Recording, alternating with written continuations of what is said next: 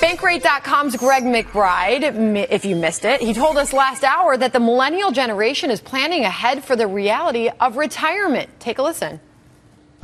We actually see a lot of really good numbers with the millennials. I mean, they got the memo on the importance of saving. We see it with regard to emergency savings. We see it with regard to retirement savings. They're saving. The problem with millennials, particularly when it comes to retirement savings, they are overly conservative. They favor cash. I can't wait to get to this one. So let's find out if the millennial generation agrees. Let's bring in our millennial roundtable. You just saw them strutting their stuff down the hallway. Roundtable, Katherine Timpf from the National Review, civil attorney Christy Kunzig, and lifestyle coach Chris Drury. Welcome to all of you. Good morning. All right, so this all means, by the way, that you were born in the 1980s or later, correct? This is the definition of millennial. Yes. Yep. I fall into that category. I'm not going to say when, but I think I'm at the very tail end of things here. But I think this is fascinating, okay, because there are very specific trends that are emerging from the millennial generation. And often I feel like millennials are attacked for not doing the right thing. And here you guys are saving better than anybody right now.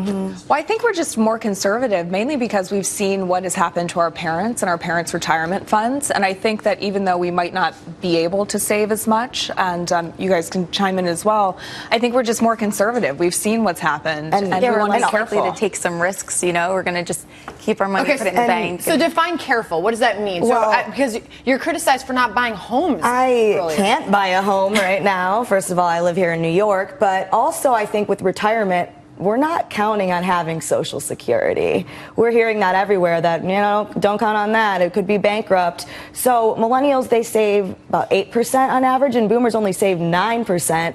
And millennials, if they have the money, are saving more, but we also have student debt. And okay, so what's your idea of saving for retirement? Because this Bankrate.com study shows that you favor cash. In what capacity are you saving for retirement? I think actually putting into a retirement plan and saving in a savings account in the bank instead of investing our money. We're actually saving it because we're afraid that if we put it in for an investment, we're going to lose it. Because we've actually seen that happen. We've seen it happen. We've seen the world kind of blow up. And I think, again, I don't know why we're getting a bad rap for being more conservative. Well, the millennial generation is getting a bad rap for taking on loans that they never should have for college. Like you're graduating college and it's impossible to pay off kind of what we've taken out for that. And as far as you're all gainfully employed, obviously, right. But also this generation is criticized for not being willing to work hard enough, that you're entitled to certain work environments. Ridiculous. Yeah, it's crazy. We're making up most of the workforce right now, and we're being called lazy and entitled. How do you feel about that? Not a fan of that. Not great.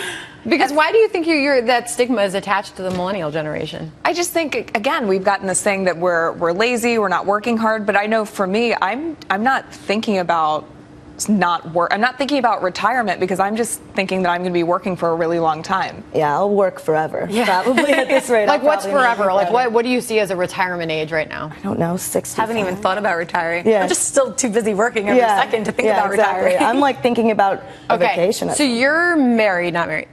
Married. Not married. Not even close. Okay. And I also, sorry to interrupt. I also think a lot of it is that jobs are becoming more like non-traditional. So I think that we're planning on working longer because they're passion projects or maybe stopping like a regular 9 to 5 and doing something that's more flexible. And in that case, I don't really think about retiring. So it's like I would like to work for a really long time. So I didn't ask that just to like find out if you're like available for the audience. I had a purpose to that question, and that is, what is your idea of success? Is it having the perfect job? Is it getting married and having kids and a family, a house with a white picket fence? I mean, what is your dream? I want it all. I want it all. I'm very focused on my career right now. I'm still pretty young. I do want to get married and have kids someday. I think I have a lot of time. I hope that. Yeah, I agree with Kat. I think it's important to first focus on your career, get yourself secured that way, maybe get rid of most of the student debt, if not all of it, and then kind of focus on settling down, getting married. That way you're financially secure. You can get the house and raise the kids.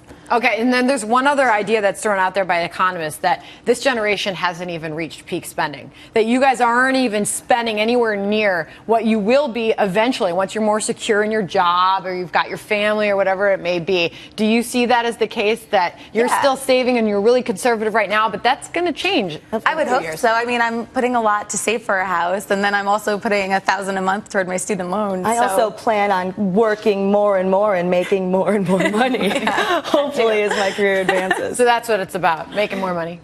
Definitely. Right? Saving for the future, I think as you become more secure in your job and a little bit older as well, you'll become more comfortable spending a lot more. Okay, so last word, since you seem to be so colorful on this, to the camera. What do you say to all the critics of the millennials out there, the millennial bashing? Yeah, stop it. Leave us alone. We're doing a great job, and I don't know why you're so mean. You're just, I don't know, all right, jealous. Katherine, Christy, and Chris, great to have you on set this morning. Thank you so much. And a lot of color on the millennial generation. We appreciate that. It plays out in a lot of investments right now, believe me.